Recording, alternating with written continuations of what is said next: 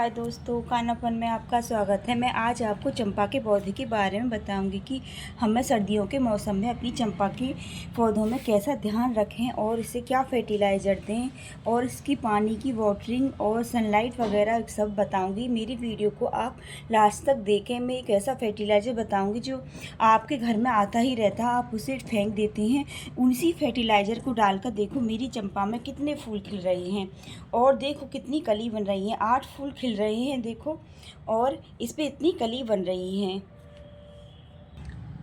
सर्दी के मौसम में हमें पौधों का थोड़ा ज़्यादा ध्यान रखना पड़ता है। वैसे तो ये सालों साल चलने वाला पौधा है, लेकिन ये ज़्यादा ठंडी पड़ती है तो ये फूल देना बंद कर देता है। देखो अब नवंबर की आज 24 तारीख हो गई, फिर भी देखो मेरी चंपा में कितने फूल खिल रहे हैं उसी फर्टिलाइज़र से। आपको अपने पौधों में, ये पौधा मैंने कटिंग से ही ग्रो किया था। इसे 1 साल से हो गया। मैं छोटी सी इसकी कटिंग लगाई थी, देखो कैसा घना हो रहा है। मैंने बरसात में इसकी कटिंग लगाई थी और बरसात से अब ये मुझे फूल भी देने लगा है। सबसे पहले तो हमें इसकी मिट्टी हमें थोड़ी इसकी वेंडर बनानी चाहिए।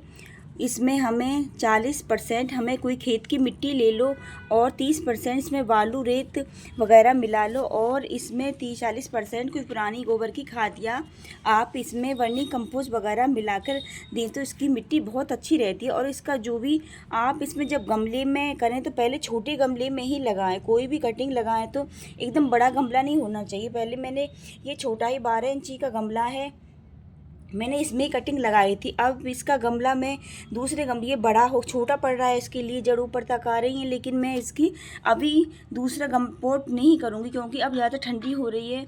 नवंबर की 24 तारीख हो गई, तो अब इसे मैं फरवरी के लास्ट में ही इसका गमला चेंज करूँगी।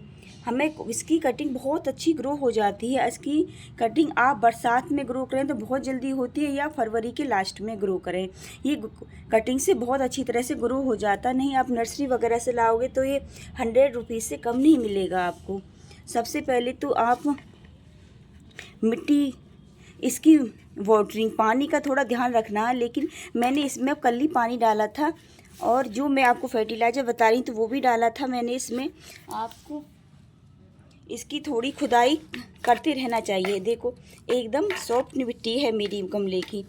थोड़ी हम इसके गमले की रोज़ाना नहीं, लेकिन 1 हफ्ता में तो हमें अपनी गमलों की ज़रूर खुदाई करते रहना चाहिए। लेकिन खुदाई करने से हमारे नीचे हवा पहुंचती है तो हमारी पौधों की जड़ों को ऑक्सीजन मिलती है, तो हमारा पौधा की जड़ें ख़राब नहीं होती अगर थोड़ा बहुत ज़्यादा भी पानी हो जाता है। तो इस वजह से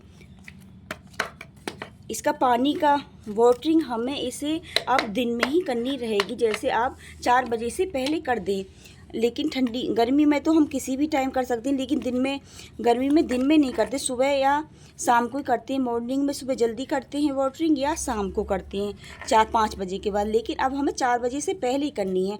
आप दिन में 12 बजे से लेकर 4 बजे तक इसमें कभी पानी डाल दो, लेकिन पानी आपको तभी डालना है जब इसकी गमले की मिट्टी अच्छी तरह से 2 इंच तक सूख जाए।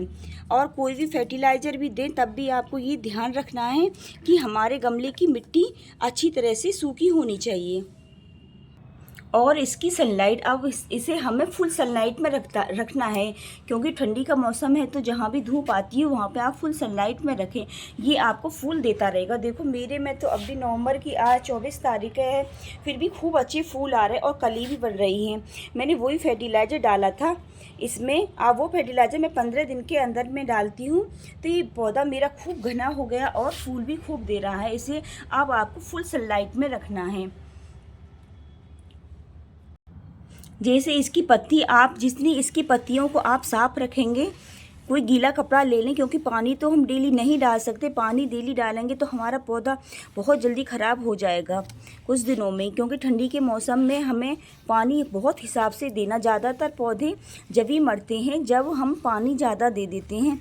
कुछ दिन में ही हमारी जड़ें ख़राब होने लगती हैं, क्योंकि अब सन लाइट भी थोड़ी कम रहती है, सूरज कब निकलते हैं और ठंडी का मौसम आ गया है। और शाम को आपको इसकी सारी पत्तियों को कोई गीला कपड़ा लेकर पोंछते रहेंगे तो आपका पौधा बहुत अच्छा, आपकी पत्ती भी ग्रीन बनी रहेंगी और पौधा भी बहुत अच्छा घना रहेगा। सभी पत्तियों को कोई गीले कपड़े से आप इसे पोंछ दें। जो मैं आपको फर्टिलाइज़र बता रही थी, जो फ्री का फर्टिलाइज़र है जो आप फेंक देते हैं, देखो ये केले की छिलकी है।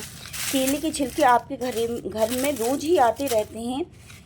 आप केले की छिलके की सुखा लो, इसे मिक्सी, अब तो ठंडी का मौसम है तो कई दिन में सूखते हैं। मैंने ये सारे केले की छिलके गर्मी में सुखा के रख लिए थे काफ़ी सारे, तो आप इन्हें मिक्सी में पीस के, फिर बड़ा गमला है तो आप, जैसे मेरा ये गमला है तो मैं छोटी चम्मच है तो 4 चम्मच देती हूँ। ये 12 इंच का बड़ा गमला है तो आप 4 चम्मच भी दे सकते हैं। छोटी चम्मच है तो 4 दें, बड़ी चम्मच है तो 2 दें। आप गमले के हिसाब से देख लें और 15 दिन के अंदर में देते रहें। लेकिन आपको फर्टिलाइज़र जो भी देना है आपको तभी देना है, आपके गमले की मिट्टी सूखी होनी चाहिए। आप 4 चम्मच इसमें इस केले के छिलके का पाउडर डाल दें, ऊपर से खूब अच्छी तरह से वाटरिंग कर दें। फिर केले के छिलके में नाइट्रोजन होता है, फास्फोरस होता है और कैल्शियम भी होता है, जो हमारे पौधे की कली बनाने में, इसके फूल खिलने में बहुत मदद करता है और हमारी मिट्टी भी बहुत उपजाऊ होती है। मैं बाहर का कोई भी केमिकल फर्टिलाइज़र यूज़ नहीं करती हूँ सारे पौधों में। देखो ये मेरे आलू के छिलके हैं, संतरे के छिलके, सभी छिलकों को मैं आपको सुखा लेती हूँ। लेकिन कोई भी छिलका आपको ऐसे नहीं डालना है कच्चा, सब आपको सुखाकर ही डालना है। कच्चे डालने से आपके पौधे में चींटी हो जाएंगी और नीचे आपकी जड़ों में फंगस लग जाएगी और आपका पौधा खराब हो जाएगा। आपको सुखाकर ही यूज करना है। अगर आप सभी इन्हीं बातों का ध्यान रखते रहेंगे तो आपका पौधा भी खूब अच्छा घना हो जाएगा। अगर आपको मेरी वीडियो पसंद आए तो लाइक करें, मेरे चैनल को सब्सक्राइब करें। राधे राधे।